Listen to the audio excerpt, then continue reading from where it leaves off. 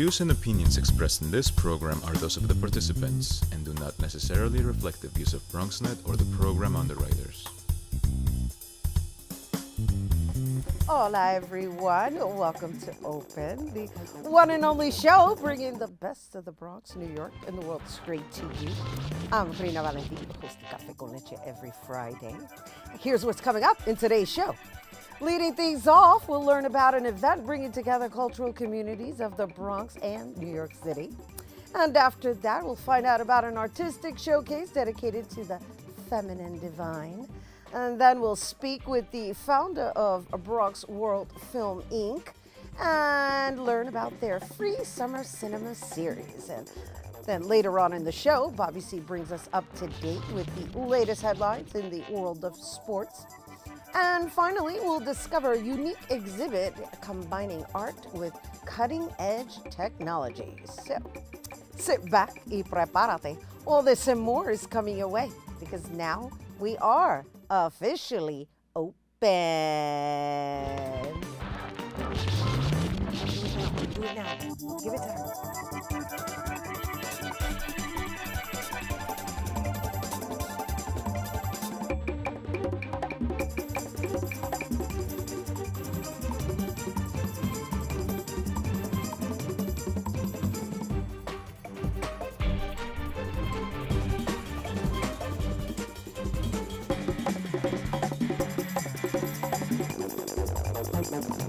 Hello and welcome to Open, everyone. I'm Rina Valentin, your host of Café con Leche for the next hour.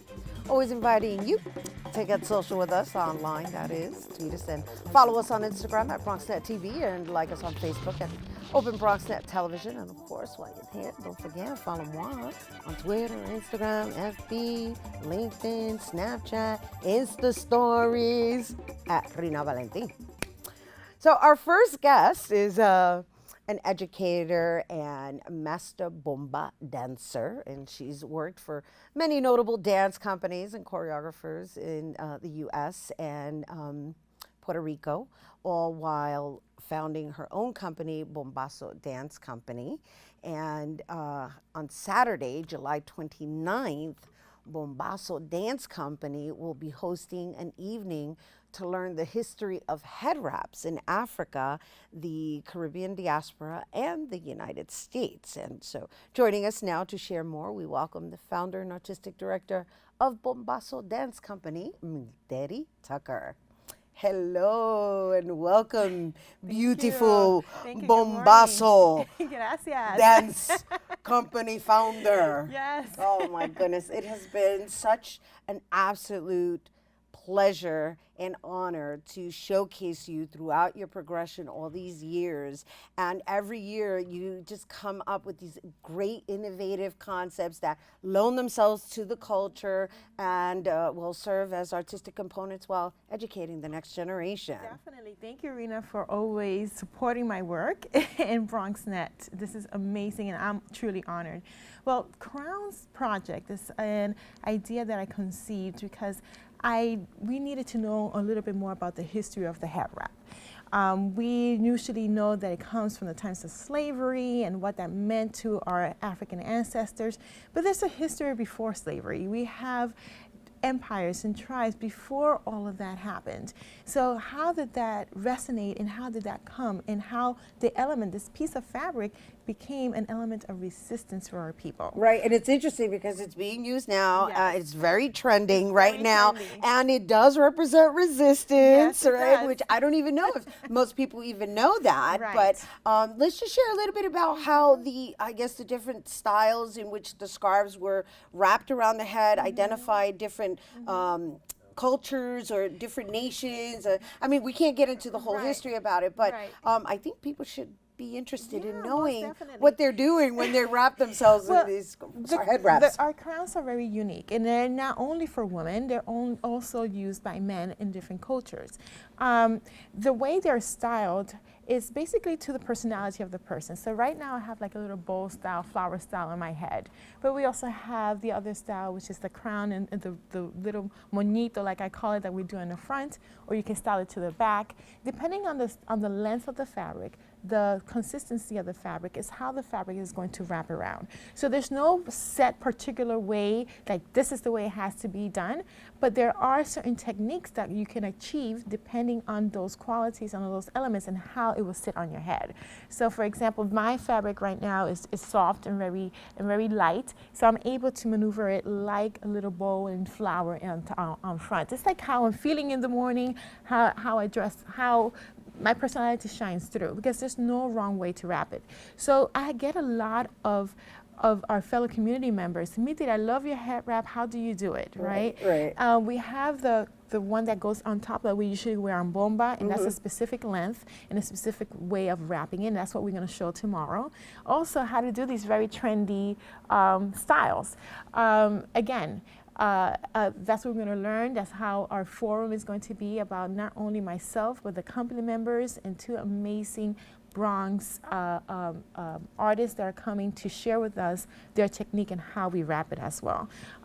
Also, we have from Africa, like the gele from Nigeria, the Ghana fabric that's kind of like a paper type of fabric. So we're going to be showing that how also that could be molded onto your head and create the crown perspective. I was going to ask, like, how many usages, or how much usage you get out of this particular fabric? Like, how do you? Oh my God, you can do just so out of many curiosity, things. is there a rubber band in there? No, anywhere? there's not. There's no rubber band in No, there. no. Okay, no, just it's interesting because you've got that puff thing Right. going on there. You know, Right. it looks like a flower, It looks like a little flower. and so it's just tied. It's actually tied, and it's just, again, depending on the length of the fabric. So our length and the way the Bombasa wear, you know, because my line of head wraps. Nice. And this is for you. Oh, for me. Yeah, it's very colorful. Oh my goodness. So depending on how we, It matches yes, my outfit. It does. Should It I does. try while we're talking? Yes, try. Okay, no, you keep talking, but I'm going to try. And then, but you don't need no rubber band. It's just the way how it folds and how we I tie folded it. You fold it, so you can actually, you want me to do well, I'm gonna one do of it because I so don't know you if I'm go, prepared. you're gonna go like around to put it to the back, fold it Right. like that, put it to the back. Towards the front. Towards I know the your front. hair, your entire hair is supposed to be in there, but I'm going to rock it with my hair out. Right, you can. It doesn't have. It's how you want. If your hair wants to, you want to have your hair up like mine, or you want to have it down. Mira, or halfway mira, up. label, Bombasa Yes, wear. yes. Okay.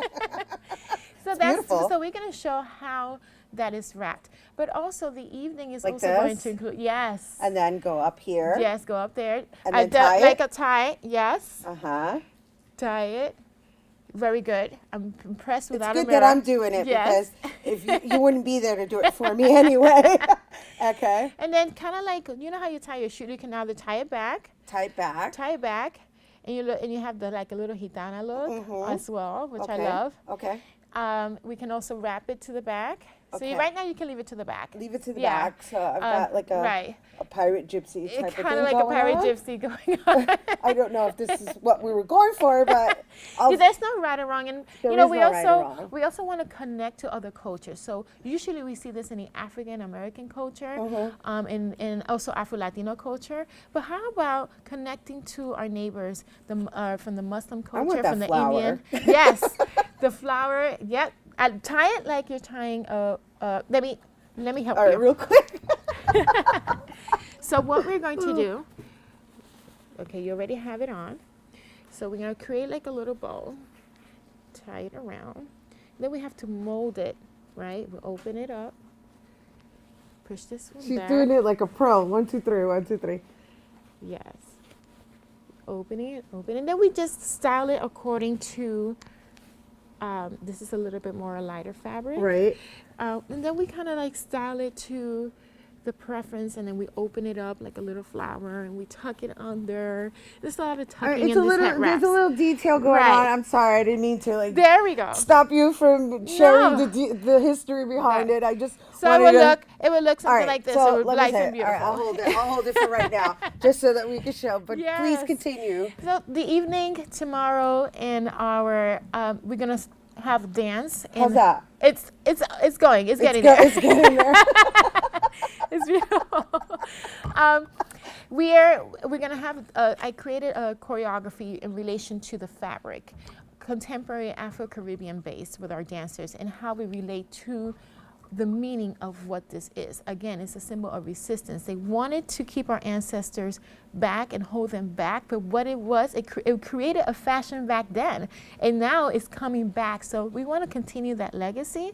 Also know the meaning that we are royalty. We are wrapping it up into the crown of our heads, and also I like that. also that. again, dialogue and the wrapping technique. There you I'm go. looking at myself in the camera. I'm like, oh, almost There you there. go. There you go. It's Almost okay. there. It's okay because you know what? That's the whole point of going to the Right, class, right, Is right. to be able to do it correctly. And it's free. There will be head wraps for sale. All the proceeds go to fund the program. We're going to have a tour around schools, libraries, and other organizations, and what the significance is, and also connecting, very important, connecting to other cultures in the Bronx, and hopefully take it beyond there. Beautiful. Thank you. Thank you so much. Daddy Tucker, don't worry about it, because when we take a break, I'm going to have you do it, and Oh, yeah, I'll wear you it for know. the rest of the Okay, show. wonderful. All right, but you guys, be sure to check out the Crowns Project, taking place on Saturday, July 29 from 4 to 6 p.m. at BAD. That's the Bronx Academy of Arts and Dance, which is located on 2472 Westchester Avenue in the Bronx. And for more information, you can visit bombasodanceco.com. Okay, we have to take a quick break, but we'll have more open right after this. They said I have troll teeth. That my voice sounded like a possessed baby doll. That no one would ever love someone as stupid as me. That I was fat, ugly. Disgusting. The effect of bullying is potent. We will no longer be the silent majority. Now, when you see online bullying, there's something you can do about it. We're gonna take action with the I. I am a witness. I am a witness. I am a witness. I am a witness. I am a witness, and so are you.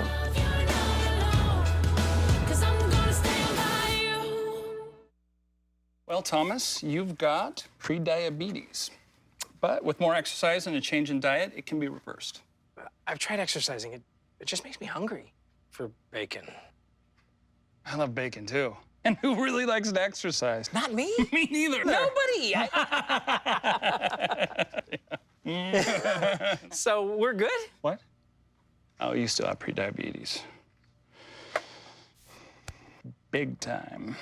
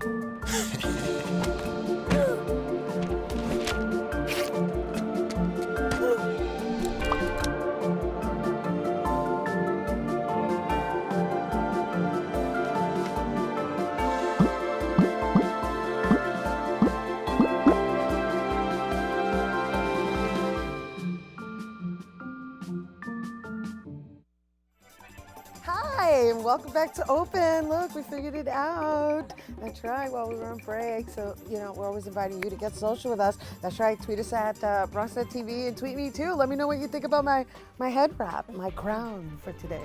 Okay, so Wise Fruit is an artistic showcase dedicated to the feminine divine. And the evening includes performances from New York City artists and choreographers, and while offering a chance to, well, to mingle and talk with others, and most importantly, plant seeds of change. So joining us now to tell us more, we welcome the curator, Brinda Guha. Hello and welcome. How are you, So what do you think? We did this on break real I quick. feel like you achieved the flower, so I'm pumped Okay, about your flower. Yeah, no, I'm it looks just- amazing. Well, That's you know, I think we could work on it a little bit more, but you know what? We got something going on for now, right? Because I'm looking at it in the camera and I'm going, well, I want I more of like the it. African look, so maybe we'll do the side thing. But Yes. this isn't about my head wrap. This is about culture, right? Yes. And now we're going to speak further about culture, about your culture. And Yes. so please share a little bit about your background. You know, she's Indian, everyone. Yes, yes, I love it. And what I love most about your background is that you were raised within it, and you embraced it and you harnessed it and you harbored it, and then now you're fusing it. So talk about it. Okay, so I was born and raised in New Jersey, and I learned dance from my mom. My mom has a dance school in New Jersey called Kala Mandir Dance School. Kala Mandir translates to Temple of Art. And her school's in New Jersey, and I've been training under her, North Indian classical Kathak dance. And so, yeah, that's really my base. My base is Kathak dance, and I've done that my whole life. And then I moved over to New York. I went to NYU, and then moved over to New York to pursue dance and to pursue a career in arts administration. And so that's pretty much what I'm doing now. And I decided with my mother many years ago that I wanted to find a way to make dance, classical Indian dance, accessible and relatable, and not something that we feel like we can't do. When you look at styles from other cultures, you feel, wow, I would buy a ticket to go watch that, but I'm scared to try it. Right. And so that's something that I wanted to get rid of. I wanted to make So it very let's just give everybody a little bit insight as to what Kathak dance is. Yeah.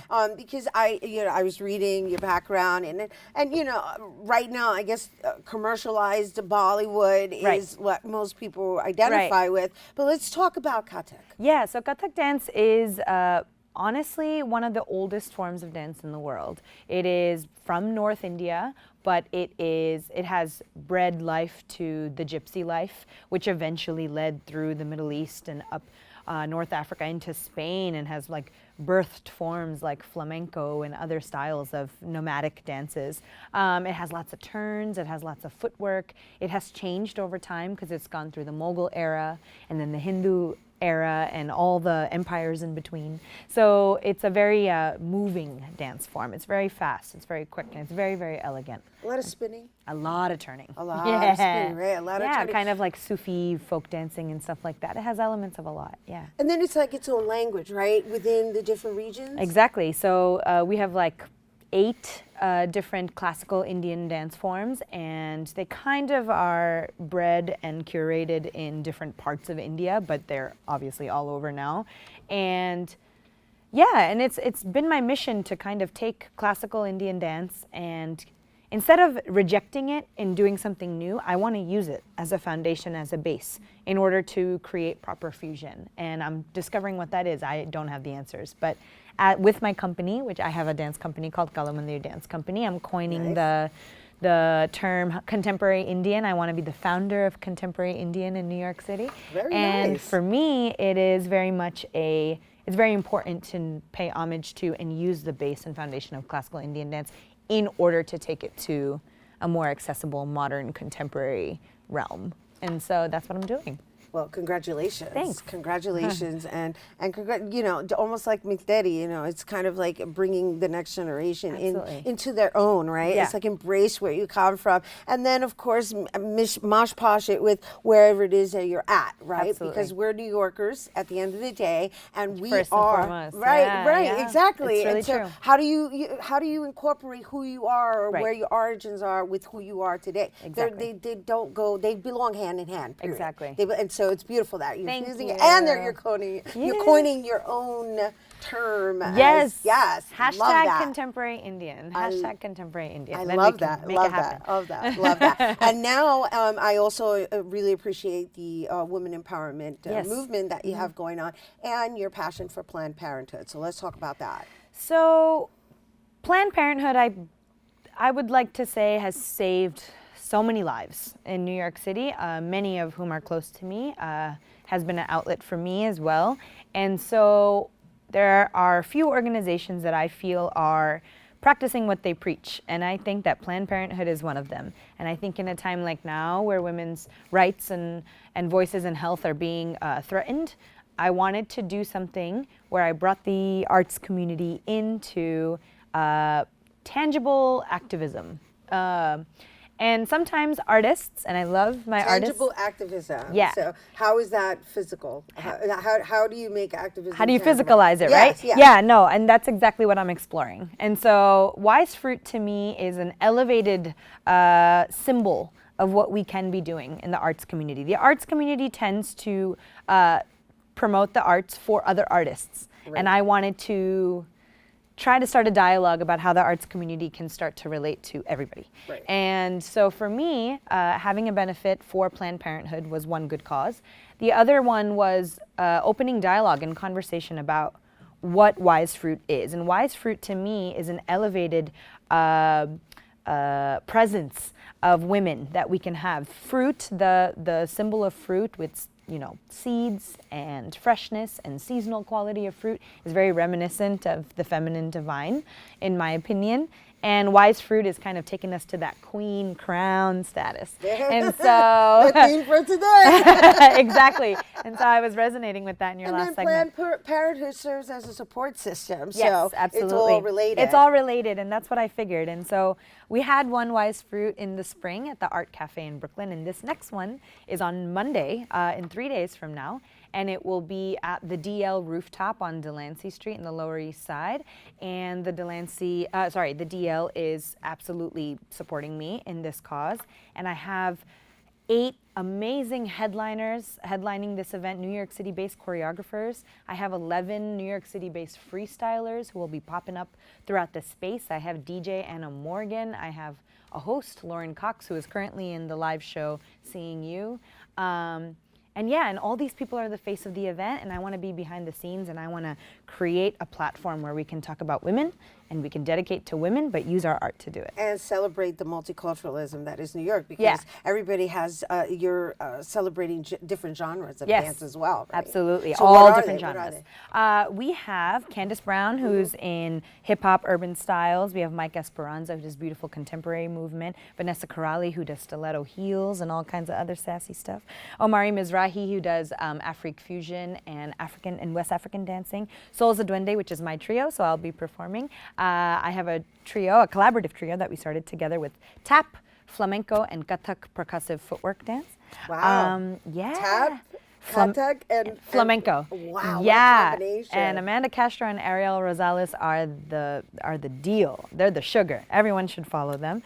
Navatman dance, which is South Indian classical dancing, called Bharatanatyam. Dan Lai, contemporary fusion, and Sun Kim, also contemporary fusion and urban styles. Oh my gosh, it sounds so exciting. Yes, and you know what? I wish you the best, and we're going to make sure everybody knows all the information so that they can partake. But also, we got to make sure we have you back on with to do a performance. Oh my for God, us. I would love it. Oh my I gosh. would love it. Love the work you do. Thank you so much. Congratulations. I'm so happy to be on here. your newfounded, coined term in contemporary Indian. And also hashtag Wise Fruit. Oh, hashtag Wise Fruit as well. All right, you guys, Wise Fruit is taking place on Monday, July 31st, and that's happening from 7:30 p.m. to 11 p.m. at the DL Rooftop, located on 95 Delancey Street. And for more information, you can visit brindaguha.com. That's brindaguha.com. Okay, we're taking a quick break, but stick around. There's more Open coming up next. I guess sometimes things just happen. Devastating things. Your whole world changes in an instant. That's what happened to me the day my mother had a stroke. I'm Paul George, and I want you to spot a stroke fast. F, face drooping. A, arm weakness. S, speech difficulty. T, time to call 911. Protect the ones you love. Spot a stroke fast. So, I'm kind of new here, but I've noticed a trend. My human does this funny thing where she goes around and gets all my toys, and then she hides them in that basket by the door. But it's always the same basket, and it's always in the same place. And then she acts so surprised when I find them, but, she's putting them in the same basket. Again. It's like, hello? That's where you put it last time. You were the worst at hide and go seek.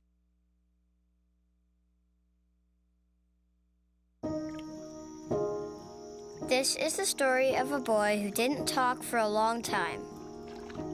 The boy liked things to always be the same. Any changes would scare and upset him. The unknown was an unfriendly place. The boy was very sensitive to lights and sounds. So he built secret hiding places where they couldn't get in. The boy didn't like looking people in the eye. He wasn't trying to be mean, it just made him feel uncomfortable. Sometimes he would flap his arms again and again. One day, I found out I have something called autism. My family got me help. Slowly, I found my voice and learned all the ways I could live with it better. Early intervention can make a lifetime of difference. Learn the signs at autismspeaks.org. Hello and welcome back to Open, everyone. Every time we come back on air, my rap is going to be positioned differently. I hope you're enjoying this. Make sure you go to the class. All right, so once again, if you want to learn more or you want to just hit us up, make sure you check us out on Facebook at Open BronxNet Television, and me too at Rena Valentine. I'd love to hear your thoughts about the head wrap, and I'll even be able to send you some more information on the Crown class. So our next guest is the founder and executive director at Bronx World Film Inc., a nonprofit dedicated to art house film for integral human development. And this summer marks their 7th season of Bronx World Film Cycle, a summer cinema series that takes world-class programming to, it's going to take it to the Bronx parks this year for free. So here now to tell us more, we welcome the founder and executive director at Bronx World Film Inc., Walter Krochmal. Morning, Rena. Thank you for having me on. It's a pleasure to be here at BronxNet.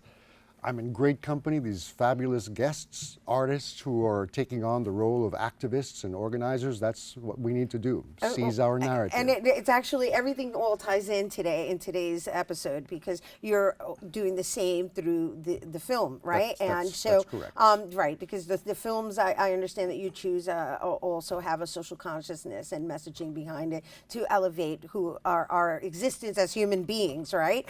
However, I want to talk about the fact that you've had this summer series going on for, it's since 2011? Well, actually, we've had a winter program. Right. Since 2011, when I founded the organization, we've had a winter cycle. Right. And that's taken place in Manhattan. Right. Right. That's what I was going to get. So, but yet you've kept the title, Yes. the Bronx Film Cycle. Yes. And so, hello, you came back home. Why did it take you so long to get back home? When I founded Bronx World Film Incorporated in 2011, I had been in France as an actor at Cannes Festival, Short Film Corner. And when I went there, I said, this is wonderful. What the French did in southern France, this institution that's become, world class. This is something that I think will be really important to bring back to the Bronx. I live in the Bronx, and I think that this has a lot of potential. The dealing with art house film, not commercial film, but film as an artistic discipline, which helped a lot of Europe recover after World War II. Let's share with our viewers the difference between the two genres of film that you just referenced. Well, art house is the term that refers to film as an artistic discipline. It's often made at the discretion of the director. It's not about how many tickets can I sell. It's for smaller audiences. And I equate that with what came out of Europe after World War II.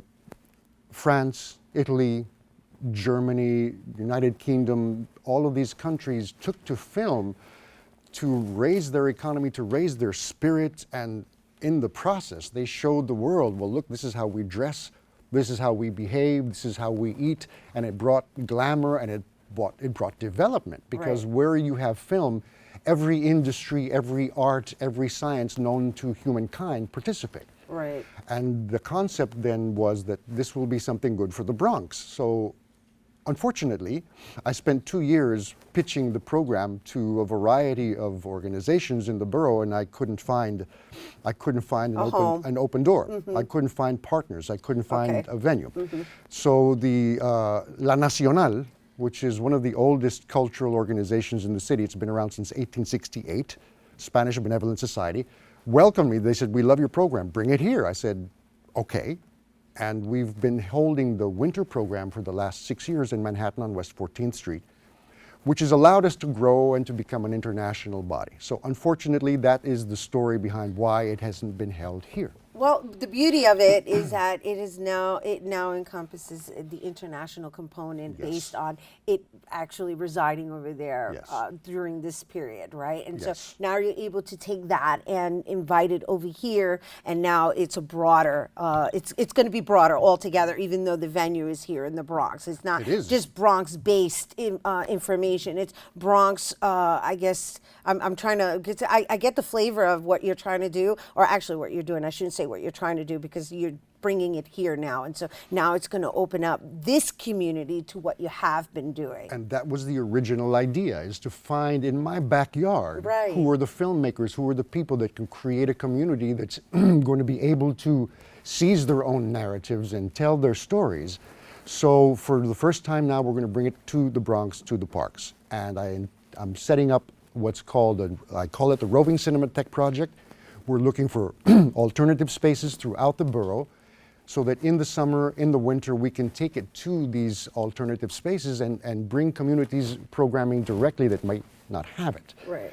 And so in the films themselves, and how do you choose them, right? Because I was going through your website and I saw something I found really interesting, which was Butoh. And not too many people know what Butoh is, but I love Butoh. I happen to have a friend who's from France who exercises the craft of Butoh. And so I'm just wondering, like, what are the length storylines, and how do you choose the storylines? Well, when I have the privilege to go to France, I go to Cannes as frequently as I can. I go to the short film corner downstairs. It's not the glamorous upstairs, it's the downstairs where the young emerging filmmakers have their own showcase. Yeah, the guerrilla style That's it. theater. So I mean, that theater, the guerrilla style film. Like, exactly. Yeah. So I go there, they rent out these computer terminals. There's like 30 computer terminals, and you can go and you can watch all the short films that are on there, that are on the program and you can choose the country, you can choose the genre, you can watch the film, you can communicate with the filmmaker right there, send them an email, and that's where I get a lot of my material from. I also get a lot of material from Central America because that's my region. So I'm mixing that, and I'm now reaching out to Bronx filmmakers, so I'm making this mix. I mix it all together. I'm not bound by any constriction. I throw it all in the pot, and it's like stone soup, add some more, and then see what we have. How do we curate it? How do we organize these different films from different countries, from different cultures, from different genres? How do we make it fit? How do we piece it together? So I curate the program based on what I have when I'm done. I have a program. I love it. No, I just went in. I'm in there, right? Because I'm saying, oh, this is so fascinating because you tell your story through the curations of the films that you're sharing with everybody. They dictate the themes. I love they sort of weave themselves, and they tell me what order we need to go in and how do you mix a short film with a microfilm, with a long film, with a feature. And, it's 3 days, 2 days where I also bring in visual arts. I bring in dance. You're talking about Butoh. I'm always looking for live performance. Food, I feed people. At the winter event, we bring in stuff from Central America because I'm trying to open up a channel of cultural entrepreneurialism that we don't have as a community. So it's a different kind of film event where you come and you can eat and you can watch performance and you have all of these elements. And it's about drawing people together from all these disciplines because that's what you need to create this kind of film that doesn't always have backers. It's not. It's going to be money. There's not going to be a lot of money thrown at it because it's not necessarily a money maker. Right. It's a spirit maker. It's spirit making film. I feel you, and I hope everybody else watching this is feeling it. And it's going to be at the parks. I understand you have one at Hunts Point, right? We have 3 parks. Okay. Originally it was 4, but we have 3 parks. On Saturday the 12th, we are at the beautiful Hunts Point Riverside Park. Mm-hmm. And on the 19th, we're in Crotona at the amphitheater. And we close on Saturday the 26th at Joyce Kilmer Park in the political heart of the Bronx. That's where I want to be. I say, we're here, right. we're strong, we're going to draw together, we're going to open some doors for ourselves. And we want you to know that we're here because there is a lot of development coming to this borough. There is a lot of film coming to this borough. And if you didn't know, there was a version of the Titanic shot in Hunts Point back in the 30s. We can't go into the history of that. It's because we're running fascinating. out of time, but I would love to, but we can't because we're running out of time. BronxWorldFilm.org. Go to the website. You can see what we've done. We have a crowdfunding campaign. Be a part of that. You can look at what we've done. If you're a filmmaker, you're creating art house film, send us some work. Let's see what you have. Let's see how we can weave it into the August program or the winter program. Wonderful. Welcome back Rena, home. thank you very much. It was great to be. It's great to be thank you here. for being I here and appreciate sharing it with our audience. Once again, you guys, be sure to catch the Bronx World Film Cycle taking place on Saturday, August 12th from 6 to 10 at the Hunts Point Riverside Park. And again, if you have films or you're interested in learning more, visit BronxWorldFilm.org. Okay, we're taking a quick break, but don't go anywhere. Bobby C's A Weekly Sports Roundup is coming up next.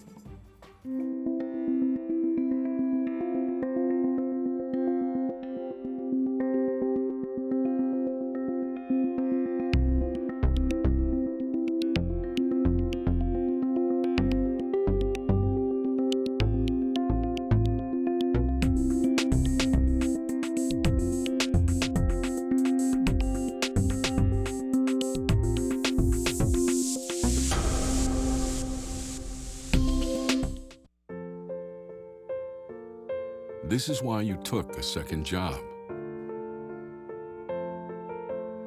While you taught yourself how to fix the plumbing. While you'll do whatever it takes to keep your home. And that is why we want to help. We are making home affordable, a free government resource that can make paying the mortgage easier. Call 888-995-HOPE today. Behold the angry giant. Behold the angry giant. Behold the angry giant. Behold the angry giant. It only takes a moment to make a moment. Take time to be a dad today.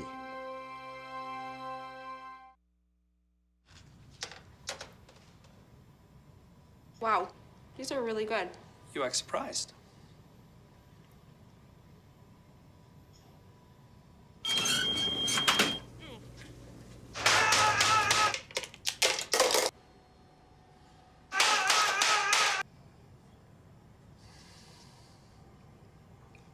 Practice makes perfect. You don't have to be perfect to be a perfect parent. There are thousands of teens in foster care who don't need perfection. They need you.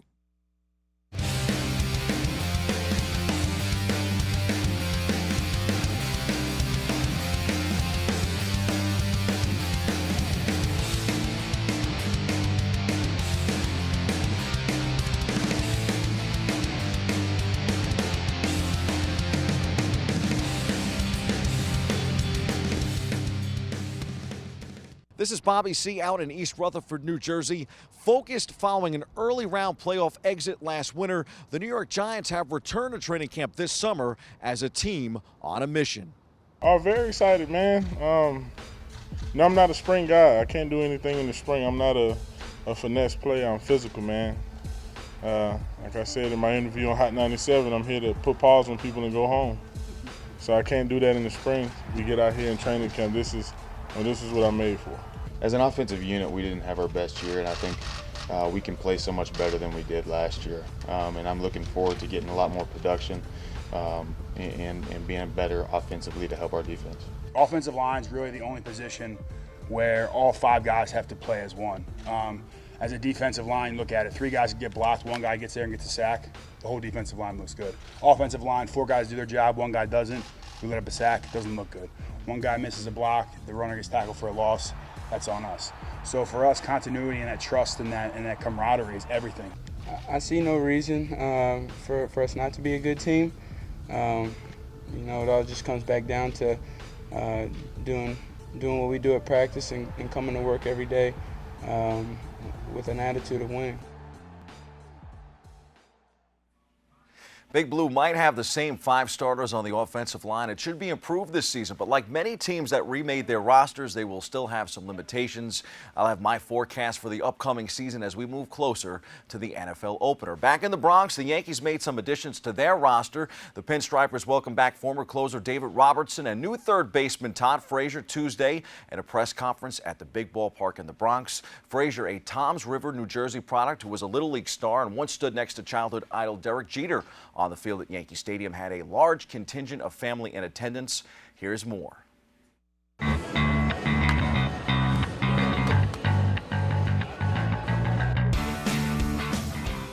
Couldn't be more happier. It's a homecoming. It's something that you can only dream of, and now it's really truly happening. So felt like a little kid going to bed last night, and eventually woke up, and here I am. So just trying to get used to everything in the clubhouse, and used to what we're doing at home, and it's pretty exciting. Yeah, I feel like the new old guy. Everyone in there is 22 or 23 years old, but it's great. It's nice to be in a clubhouse that's got so much energy. There's kind of a buzz about this team. I can tell just from being here for 3 days or 4 days, and it's now or never for us to go out there and get the job done in between the lines, and let's get back to the postseason. I mean, there's a real chance of us being able to do it this year.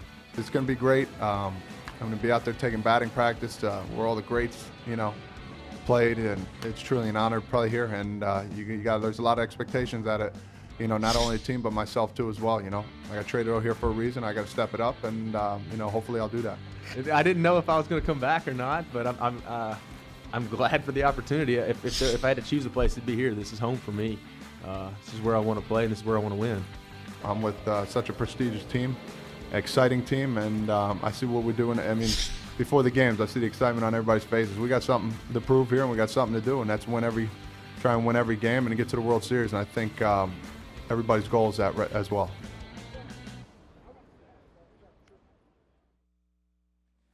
The Bombers won their debut 4-2 Tuesday night and then followed it up with a 9-5 victory on Wednesday afternoon, where Todd Frazier hit his first Yankee homer. Rookie Clint Frazier contributed a pair of RBI singles, and emerging hurler Luis Severino struck out 9 over 7 3-hit innings. We go back inside the locker room.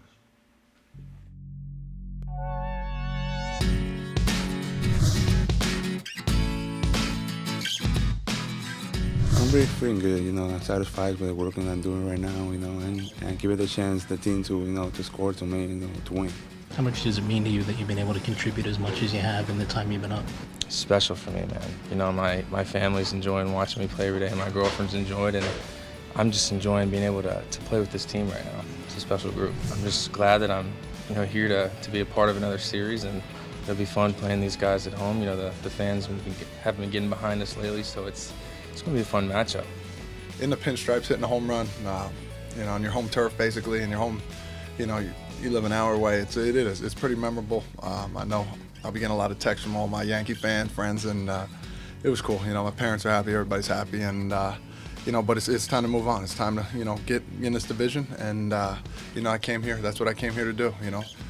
Supply some power, play the defense, and overall win. So that's what we got to keep on doing. Very exciting time for us, and we'll see tomorrow against Archer. The Yankees stayed hot Thursday night against the Tampa Rays, a divisional rival. The club tied the game in the 9th inning, and Brett Gardner homered, leading off the 11th to give New York a 6-5 victory. The Yankees have now won 5 games this season in which they trailed after 8 innings, tied for the most in the AL with the Rays. The Rays have also lost 32 games this season in which they led most in the AL, according to ESPN. Only downside to Thursday night's win for the Bombers, rookie sensation Aaron Judge chipped a tooth at home plate during the Gardy celebration. Call him the Yankee Chipper. The Judge extended his home hit streak to 16 games, matching Hideki Matsui's franchise rookie record. Congrats to CC Sabathia, who struck out his 2,800th batter of his career to surpass Cy Young on the all-time list at number 20. Across town, the Mets fell 7-5 to San Diego on Thursday night. They also dealt longtime Met Lucas Duda to the Tampa Rays for a minor league reliever. The move could be the first of many before Monday's trade deadline. Rumors have Curtis Granderson on the move to Milwaukee, and pitchers like Seth Lugo and Addison Reed available and on the market. Time for some quick hitters. Giants star receiver Odell Beckham Jr. wants to be the highest paid player in the game. He could get a deal worth over $100 million and an average of over $20 million per season, according to reports. As great as he is, it's hard to say whether or not he would be worth star quarterback type money. It's a long shot, but Christian Hackenberg can earn his way into the Jets' starting quarterback role with strong preseason performances. Gang Green opens training camp this weekend, and the youngster is very much in the mix to be under center, although I would expect the Jets to groom him this season and see if he can take over perhaps midway, something Eli Manning did with the Giants. UFC 214 is set for Saturday night in Anaheim, California. Bad blood and all, Daniel Cormier and John Jones, two fighters who have no love for each other, headline the card. In the MLS, the Red Bulls will face the Montreal Impact Saturday, and NYCFC will face Toronto on Sunday. In local NBA news, the Knicks are still actively trying to deal Carmelo Anthony, while Cleveland Cavs star Kyrie Irving has the Knicks on his short list of teams that he would like to join after requesting a trade. Still think Kyrie to New York is a long shot. The Nets made a nice deal, too, with Portland to acquire Allen Crabbe a season after chasing him in free agency. They sent Andrew Nicholson to the Trailblazers. The Hoops in the Sun All-Star Game at Orchard Beach was a smash, as was the program's celebrity game last Sunday in the Bronx at the Bronx Riviera. Check out hoopsinthesun.net for more. Those are the headlines. We hit the C-list for some thoughts, some early preseason thoughts on Eli Manning and the New York Football Giants.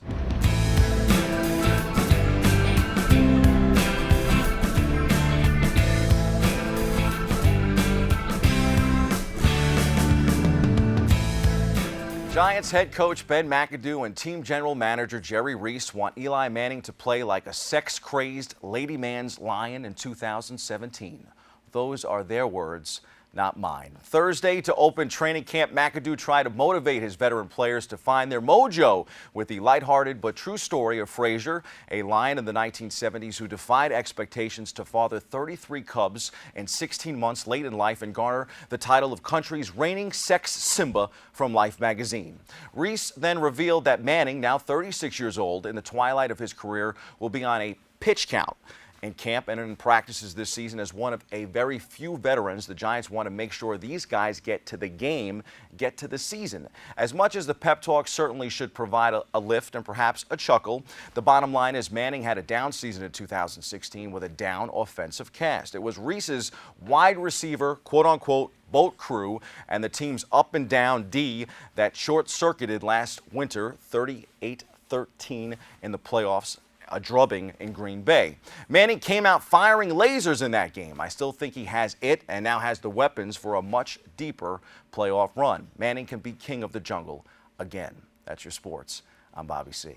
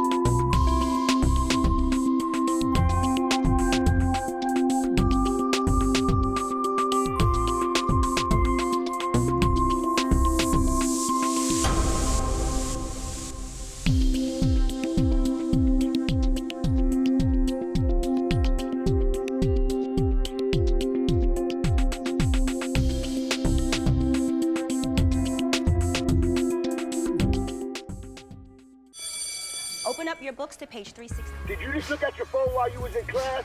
You played yourself. Talking about inspirational quotes. You gotta believe in yourself. Don't ever play yourself. The key is to make it, so make it. Louise, can you give me an example of an inspirational quote? Don't play yourself. The key is to make it. And who said that? I did. Now that's a major key alert. Learn the real major keys to getting to college at getschool.com.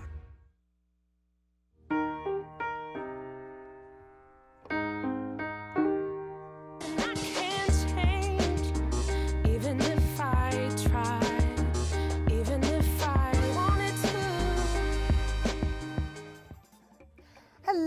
welcome back to Open, everyone. And I think this is the grand finale of the head wraps today. And well, Daydreams is an augmented reality art installation. That's what we're kind of getting into now. And it's on display now at Montefiore Medical Center's gallery in the Gardens. And well, they're using the technology from the Membit app, and we're going to try and get into that as best as we can. And it's interesting because viewers can use their phones to discover a hidden art gallery. So joining us now to explain how it all works, we welcome multimedia artist Shulei Shadeh and Membit's co-founder and CEO Jay Van Buren, right? Yep. Hello and welcome. Hi, thank you for having us. Thank you for so being great to be here. And I said what I said because I just got so excited when you showed me what people can actually experience, that I hope we can do justice to it in expressing it and explaining it to our viewers. But let's talk a little bit about your exhibit first. Okay. All right. So first of all, Daydream is a part of an ongoing project with Montefiore Hospital, who are very supportive of the art in the benefit of the patients and visitors. So that is really a brilliant program, which I've been working with them for a couple of years now. This is a very new take on art for the public, which is really when you walk into the garden, you see nothing. And people are like really amazed, like what is happening? Where is the art? Yeah. And so I've created 100 pieces, 100 pieces, so it'll be an easy number. All taken from photographs from the Hudson River, all along the Hudson River, all the way up to the Bronx. It's nature photographs, and the main focus is really to create like a meditative or a positive energy for the people. It's almost who like visual therapy. Yes, and joyous, and also it's interactive because people need to be really doing something in order to see the art. So once they come in, they see nothing, and then they have to download the app, and which Jay will explain, and then they suddenly see all these wonderful spheres pop in the air. So we're showing something on air right now, and if you could just, I guess, explain a little bit of what we're witnessing. Cool. So this is, the augmented reality is different from virtual reality in that augmented reality, you're still in the real world, you're seeing the real world, but you're seeing something extra on top of it. In this case, you're seeing something extra that Shulei put there. She put in specific places these orbs and the daydreams that you can see on the screen there. So when you go to specific places and look through your phone, that's what you see. So these daydreams are sort of inhabiting the different parts of the garden. Okay, so these daydreams, they're stills?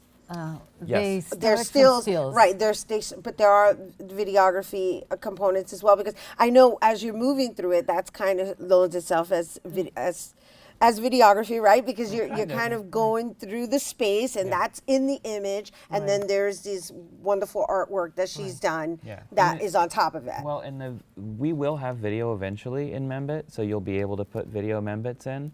Right now they're just still images, but like you said, they are interactive because you're standing there in front of them and they feel like they're in the space with you. And you can fade out and fade in, and then you see the space behind it, so it feels like alive. One more thing that we didn't mention so far is the poetry that I added.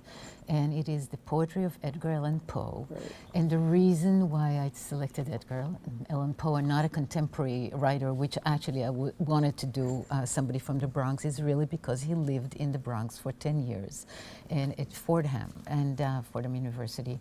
And he wrote very important poetry here. So I thought just to bring in the poems together with the imagery will give another layer. I'm looking at some of the images, and I find it so fascinating because I want to make sure that our viewers understand that that's your artwork that seems like it's near people, but really that's the image that they would see being in the space that those people are in through the app.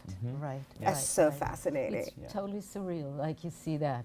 So it kind of floats towards you, and the way you move with the image. And the images are sometimes transparent or even like having holes, so you really see the sky and everything behind it. So it looks very alive. And so this Edgar Allan Poe component, is it the written work that would be in as the image? Well, okay, so let's explain that. I edited most of his poetry that he wrote here in the Bronx, and like Annabelle Lee and the Bells, which was inspired by the Bells of Fordham University. He wrote Eureka here, so I started putting all these poetry either inside the image itself in the sphere, or sometimes it appears on the floor.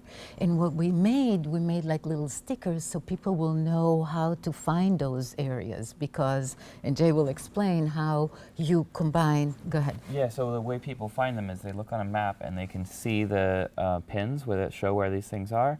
And then the way that Membit works, it's different from other kinds of augmented reality. It's called a human positioning system. So the user actually sees a little picture that they line up with the world. They get themselves into the right spot, and then we can have a very precisely placed augmented content appear right there. So that way, Shuli's art can be exactly where Shuli put it, and you can see a relationship between it and the real world. So you match it, you really match the image, and then it kind of comes, and you should see faces of people when finally they get it and suddenly something like a real artwork. So this is an arrangement you have with her. Is this an app that people can get and actually exercise themselves? So it is only for iPhone right now. Okay. Android coming later. Sorry, Android people, but we'll do it as soon as we can. Yeah, we always have that problem whenever Android's in. I'm like, sorry about that. But it's but iPads it's too. iPads and iPhones. It's in the App Store. It's called Membit. You can download it, and actually, anyone can use it to put any kind of picture that they want anywhere in the world. And the idea behind it is to make a tool for people to tell a story about a place. Whether that might be a story about something that happened there really in the past in that place, or something that you imagined and it's something that an artist created and put it into that space. Either way, it's about telling a story about that particular place. That's beautiful. Augmented reality versus virtual reality. I love it. Because with the virtual, you really have to virtual, you're so cut off from the world. Right. Like I think it's much more interesting to be still part of the world, but then have this extra thing. Yeah, also. It's like layers. Yeah. It's really cool. Well, thank you so much for sharing this with us. And before we go, your exhibit is on display. Until or October. experience. You can experience your Experience exhibit. is good. It's an art installation augmented. Yes, it's until October, and we will have one more gathering with people, and we'll announce, I think, towards the end of it, like a closing event, and everybody is welcome anytime between 9 in the morning to 9 in the evening. So it's an open garden. Right, so you don't have to be a patient at the hospital. No, you please can not. actually just come and visit Yes, the garden. yes, yes. Beautiful. Thank you so much Thank for you being so here with much us, for having Shirley, us. Jay, Thank and you you. guys be sure to experience Daydream that's going on through October 15th at Montefiore Medical Center's Gallery in the Gardens, located on 11 East 210th Street. And for more information, you can visit montefiore.org/art program. And of course, you can get Membit on iPhone. So check that out as well. All right, that's our show today, mi gente. Thanks to all our guests for coming through, and to you, our viewers, for tuning in. If you missed any part of the show, you can check out the Recablecast tonight and 24 hours a day at BronxNet.tv. I'm Rena Valentine, and from all of us here at Open, may the universe provide paz, prosperity, y amor. All right, adios.